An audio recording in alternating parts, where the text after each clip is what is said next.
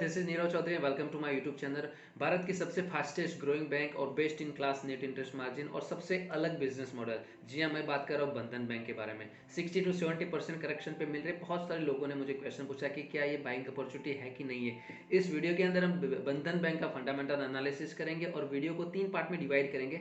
सबसे पहले हम कंपनी के डीएनए को समझेंगे, उसके बाद बिजनेस मॉडल को समझेंगे, कंपनी कैसे कहाँ से किस सिस्टम से पैसे कमाती है, और लास्ट में हम फाइनेंशियल की उसकी डिस्कस करेंगे और मेरे ओपिनियन भी मैं लास्ट में वीडियो के बाद दूंगा। चलिए इस वीडियो को शुरू करते हैं। जैसे मैंने आपको बताया कि इसका बिजनेस मॉडल कंप्लीटली डिफरेंट है। इसको समझाने के लिए मैं एक छोटा सा केस स्टडी आपको सुनाना चाहता हूँ। ये केस स्टडी बहुत ही इंपॉर्टेंट होगा आपको ये समझने के लिए कि स्टॉक को खरीदना है या नहीं खरीदना, तो इसको थोड़ा सा ध्यान से सुनना। कहानी की शुरुआत होती है 1976 बांग्लादेश से।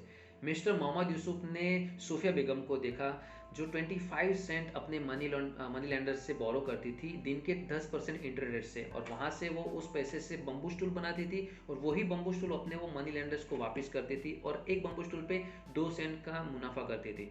मोहम्मद यूनुस को लगा कि यार ये बहुत ही गलत है, इन लोगों के साथ बहुत ही गलत हो रहा है, इसमें तो ये लोग एक लेबर की तरह काम करते हैं और मनी लैंडर्स को बहुत ही ज़्यादा इंटरेस्ट मिल रहा है। तो उन्होंने क्या किया, ऐसे लोगों को हेल्प करने के लिए ऐसे 12 लड़कियों को इकट्ठा किया और अपनी जेब से $27 उनको बोरो दिए एक माइनर इंटरेस्ट रेट पे, और सरप्राइजिंगली वो सभी लेडीज ने उनको वही पैसे इंटरेस्ट के साथ वापस दे दिए।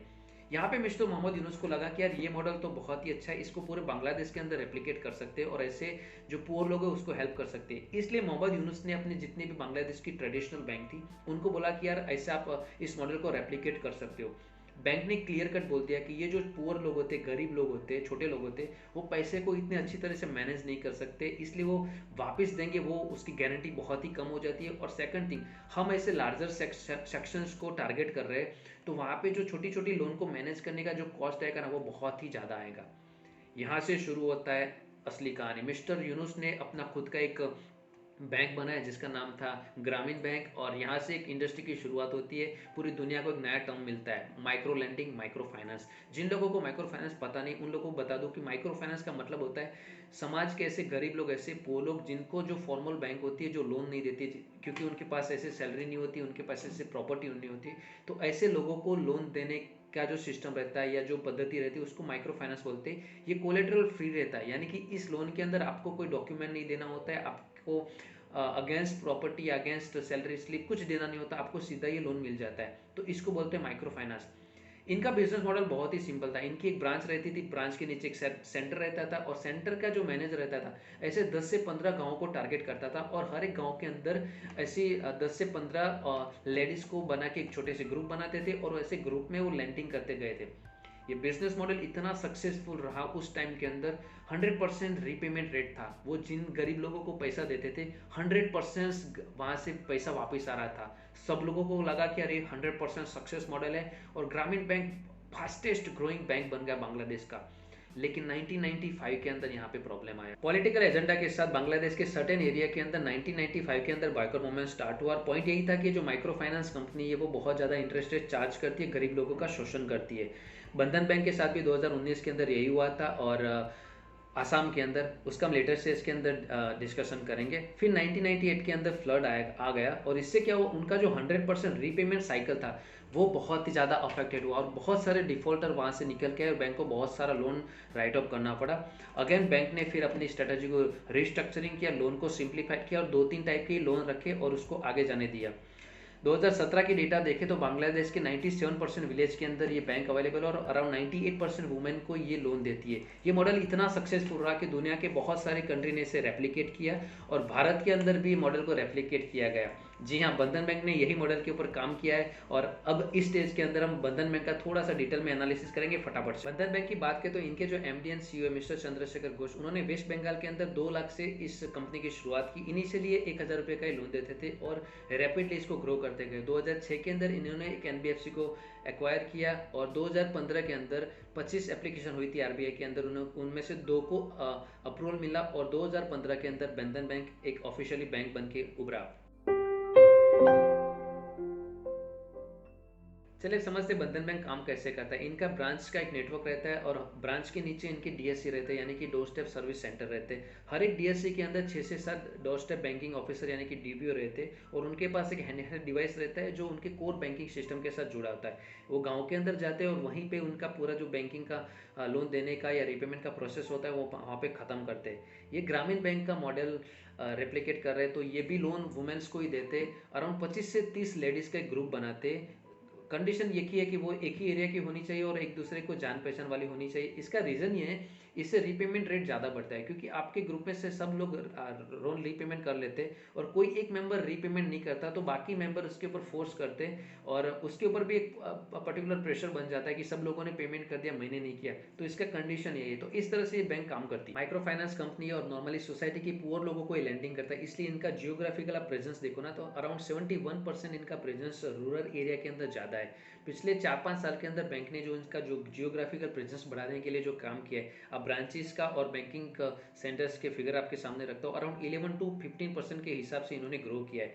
बैंक के अलग अलग लोन से जैसे ग्रामीण बैंक का मॉडल रेप्लिकेट करते हैं तो ग्रामीण बैंक ने जो उनका रिस्ट्रक्चरिंग किया था, इन्होंने भी वही मॉडल यूज़ किया है। 4-5 टाइप की ये लोन बेसिक रखते हैं, सृष्टि समृद्धि करके अलग अलग लोन है। इनका टिकट साइज बहुत ही छोटा है, ये समझना जरूरी है, मैं इसलिए आपको बोल रहा हूँ।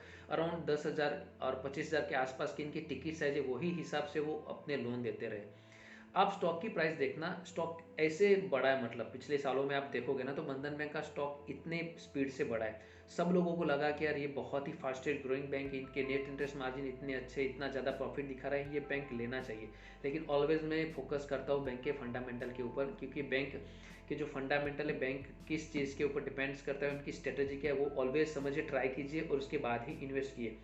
2019 तक सब कुछ ठीक था, लेकिन 2019 के अंदर आसाम के अंदर बॉयकॉट मूवमेंट स्टार्ट हुई। जैसे ग्रामीण बैंक के अंदर हुआ तो यहाँ पे आसाम के अंदर स्टार्ट हुआ।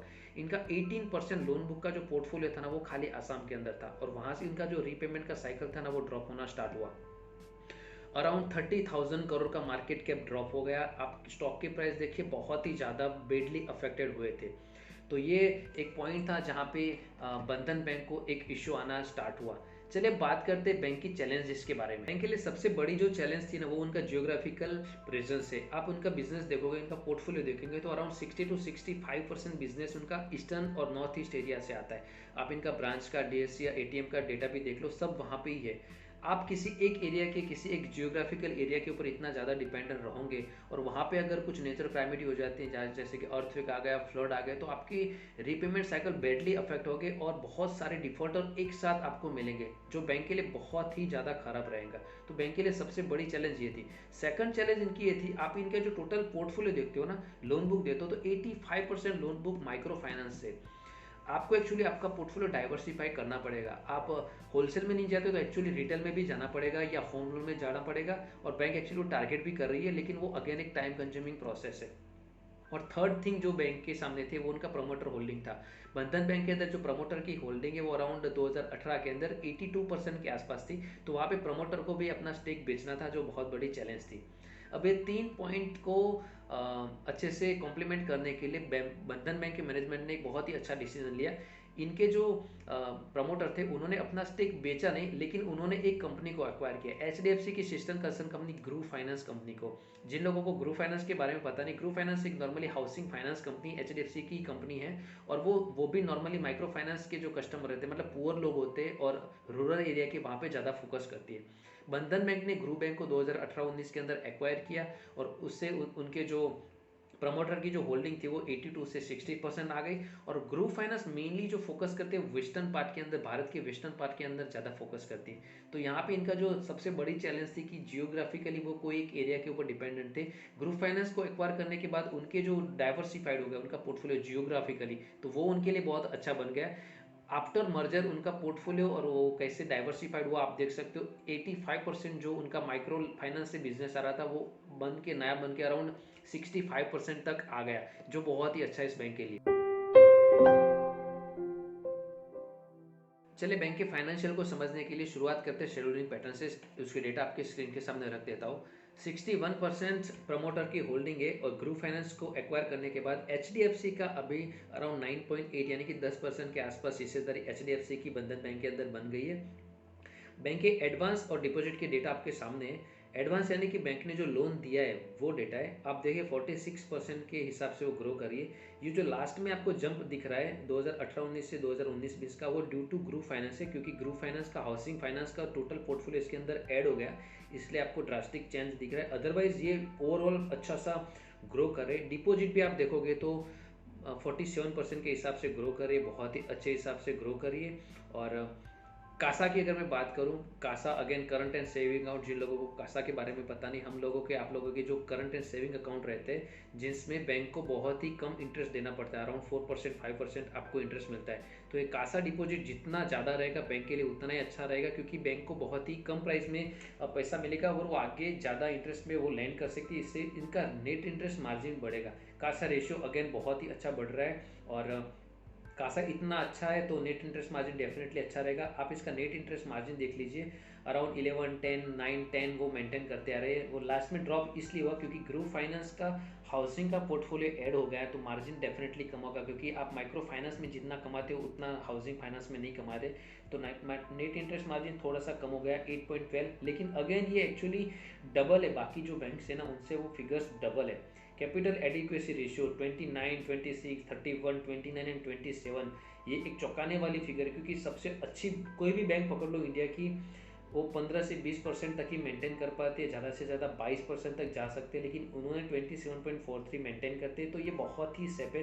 कैपिटल एडिक्वेसी रेशियो एक्चुअली जिन लोगों को पता नहीं, ये बैंक के लिए एक्चुअली एक सेफ्टी है। यस बैंक के अंदर ये रेशियो बहुत ही नीचे चला गया था, वो जो आरबीआई की गाइडेंस के नीचे, इसलिए इनको यस बैंक को काफ़ी दिक्कतें सामना करनी पड़ेगी। तो इनके बफर्स अमाउंट इनके पास बहुत ही अच्छे, जो इनको बहुत ही सेफ्टी दिलाते हैं।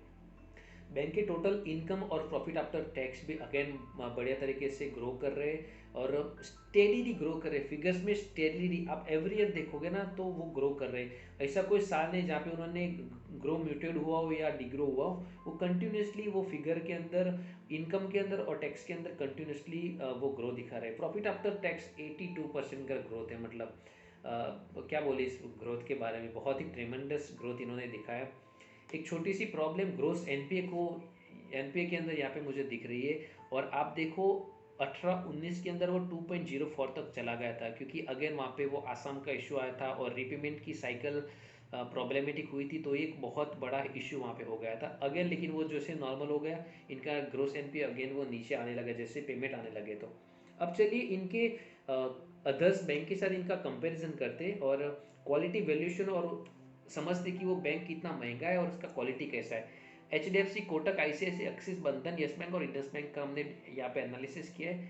क्वालिटी वाइज देखें तो एक्सेलेंट क्वालिटी है बंधन बैंक की, और वैल्यूएशन अच्छे से अट्रैक्टिव प्राइस पे भी मिल रहा है, तो फेयर प्राइस है, क्योंकि ड्यू टू कोरोना और due to Assam issue stock काफ़ी हैमर हो गया है, इसलिए एक अच्छे से प्राइस पे अराउंड 60% के करेक्शन पे आपके मिल रहा है, तो ये एक अच्छा सा मतलब प्राइस आपको मिल रहा है यहाँ पे। चलिए बात करते हैं मेरी ओपिनियन की। जैसे माइक्रो फाइनेंस कंपनी है और मेजोरिटी इसके जो कस्टमर है वो पुअर लोगों को ये टारगेट करती है, तो डेफिनेटली रिस्क रिवार्ड रेशियो यहाँ पे बहुत ही इंपॉर्टेंट हो जाता है, क्योंकि आपकी रिस्क रिवार्ड कैपेसिटी कितनी है, आप जितना ज़्यादा रिस्क लेते हो आपको वहाँ पे रिवॉर्ड इतना ही ज़्यादा मिलता है। यहाँ पे आप पुअर लोगों के साथ डील करते हो तो रीपेमेंट का जो एक साइकिल रहता है वो एक रिस्की रह जाता है, इसलिए आपको रिवॉर्ड ज़्यादा मिलते हैं। ये बैंक नॉर्मली पहले 2015-16 तक तो ये 22% तक चार्ज करती थी, इंटरेस्ट चार्ज करती थी, अभी कम करते करते धीरे अभी वो उनका फाइनल जो इंटरेस्ट है वो अराउंड 80% के आसपास है। तो डेफिनेटली आपके इंटरेस्ट बहुत अच्छे आप चार्ज कर रहे हो, इसलिए आपके profit margin, net interest margin आपके बहुत ही अच्छे आने वाले। लेकिन आप जिस इंडस्ट्री के अंदर हो वहाँ पे